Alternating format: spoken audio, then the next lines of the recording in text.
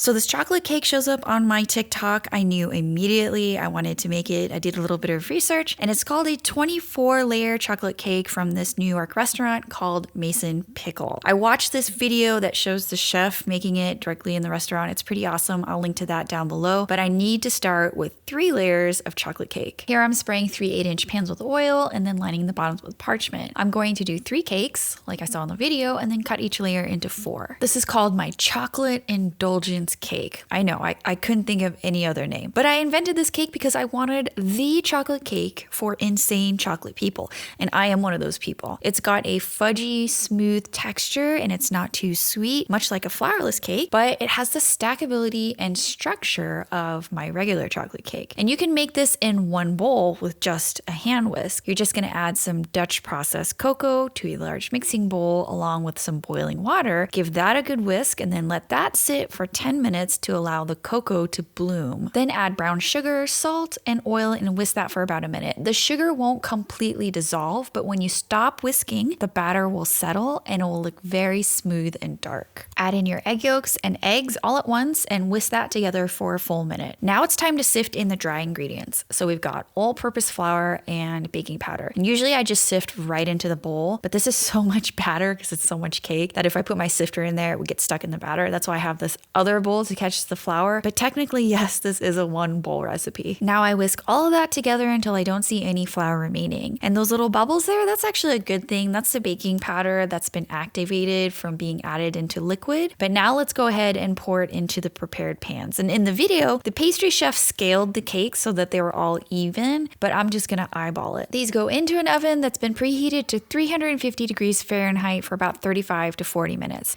You'll know the cakes are done when a skewer comes out clean when inserted in the center, or a thermometer registers between 205 to 210 degrees Fahrenheit. I let these sit for about 10 minutes in their pan, then I flip them out and then wrap them in plastic wrap. This is a good stopping point. So if you need to bake the cake the day before, you can do that and then assemble it the day of. Okay, I don't have 2 springform pans like in the video. I have a tart ring that slides around for different sizes. I also have some acetate that's super tall. Acetate's this type of plastic that you can wrap cakes with. So I decided that perhaps my best route is to use the tart ring as reinforcement for the bottom. Just place the acetate collar so that it's tall and I can put my cakes on the inside. I mean, looks kind of brilliant. I thought I was brilliant at the time. Why doesn't the chef do this in the video? It seems so much easier than 2 pans because then I don't have to stack 2 cakes together. Now here I'm getting ready to slice my cakes. They're room temperature and they're only about 1 inch tall. So I purposely scale my recipes so that each recipe yields about a 1 inch tall cake. It just works out better for the calculator and when I coded the app, but it's a little on the short side for slicing into 4 layers because that means I have to slice each layer into less than a 1/4 inch thick. No problem. I've done harder things when baking, so I proceeded to slice using a serrated knife. And it probably would have been easier to do if the cakes were cold, but I've gotten this far with the slicing that I decided to move forward. And the key I figured out is to use the knife to mark and make a shallow cut around the entire perimeter of the cake, then go around a second time with a deeper cut aiming for the center. That way you can get level layers more or less doing it this way. Okay, I made a chocolate Swiss meringue buttercream earlier, and if you're interested in how I do that, I'll link to a video down below, but essentially it's a buttercream that's lighter in texture and lighter in flavor and sweetness. To build this cake, I totally forgot that you have to put it on a cake board. So this is an 8-inch cake board that's going to sit on the bottom and support the entire cake. So when I went to go stick it inside this beautiful acetate cake collar that I made, I figured out that it was too small. So then I had to readjust the collar and the tart ring so that the cake board would sit down pretty easily. So if you do this, use the cake board as your template. Once I was ready to build the cake, I immediately realized why the chef split building this cake into 2 springform pans. It was nearly impossible to reach the bottom of the acetate. So what I ended up doing, I would put the cake halfway down with my hands and just drop it, and it would just kind of torpedo down to the bottom. And actually that was the easy part because I was then tasked with adding a layer of buttercream. I used the ice cream scooper to drop the buttercream down, but then I couldn't reach it because my offset spatula wouldn't fit. I grabbed a flexible plastic scraper that I had, and that seemed to work okay. And I alternated between that and my metal bench scraper, but it wasn't easy to do because you also have to push enough frosting to the perimeter of each cake layer. And so finally I wised up and got a piping bag. And then it was much easier to pipe a ring around the outside of the cake and then use that small flexible plastic scraper to create an even layer. But once I got to the top third of the cake, it was much easier as my hands could actually reach down the cake layers. And then once I got that last cake layer on, I just smoothed out a bit more buttercream and then I picked it up and placed the whole thing in the fridge. And by the way, this thing is like really heavy. I wanted the cake to be completely firm before working with it again, and it really didn't get firm until about 4 hours after I placed it in the fridge.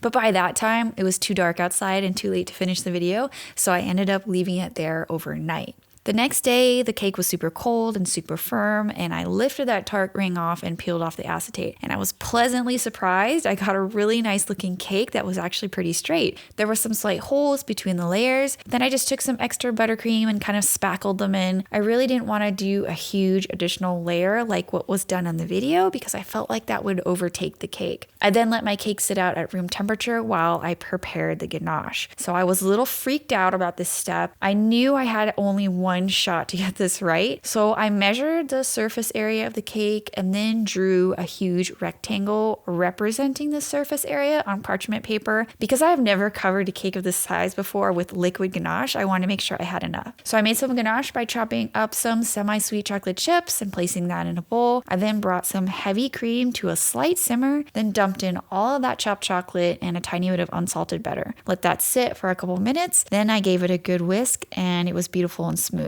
I then poured all that chocolate onto that rectangle to ensure that I had enough, and yes, I did. Now here was the hard part. At what consistency do I actually pour this on the cake? I knew that it was too hot off the bat, so I let it cool at room temperature for about 20 minutes, but when I temped it, it was still in the 90s, and I tested a small drip of it on a plastic container and it looked a little bit thin. So I stuck the whole bowl in the fridge for about 15 minutes, stirring every 5 minutes until it dripped like this, and I felt that it was ready to go. So I propped my cake up on a container and put that on top of a platter to catch the chocolate. I then had to get up on my kid's stool so that I got a good bird's eye view of what I was doing, and then I just poured the chocolate over the top. And I guess during that brief time between which I took the temperature and perhaps when it came in contact with the cake, the ganache immediately started to set. And it looked okay at first, like I thought I had a chance of actually covering the cake, but then I realized that I was not going to get that waterfall ganache action. So I just went with it. I grabbed my spatula and realized that I created a ganache that was of frostable consistency at that temperature. So I continued to cover the cake, then used my long spatula to kind of smooth it out, and then my tall acrylic cake scraper to smooth everything and then the top.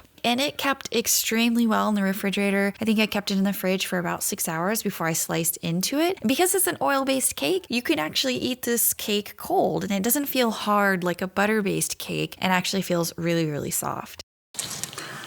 Okay, let's try it. Do not serve this to anybody who doesn't like chocolate.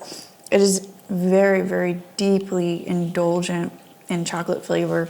Some things I would change just off the bat. If you don't want to eat that much chocolate, since I used the acetate around the cake, I was almost tempted to use a mousse, like a peanut butter mousse in between the layers of cake so that it's just not so much chocolate. If you do use chocolate, just make sure that you kind of mitigate the amount of sugar that you use in this recipe. So I purposely picked this cake because it has less sugar than my other chocolate cake recipe. And then I chose Swiss Meringue buttercream because it's a less sweet buttercream. And so that worked out really well. This almost feels like it's a chocolate mousse in between the layers and not a really, really super sweet frosting. But yeah, you could definitely go with a mousse on the inside, even like a raspberry mousse or something like that, kind of fruity, something kind of tart. When you have something that's sour like that, that often offsets the sweet flavor in a dessert. I am actually kind of tempted to make the other flavors of this cake, so the sprinkle cake and definitely the carrot cake, because I feel like in carrot cakes, you do want to have like a pretty high ratio of frosting to cake. And so this is really perfect for that type of, cake. If you don't like frosting, this is probably the wrong type of cake to make because I had to use quite a bit more frosting than I normally would for a regular 3-layer cake. I'm happy to make this again for somebody who really, really loves chocolate, including me.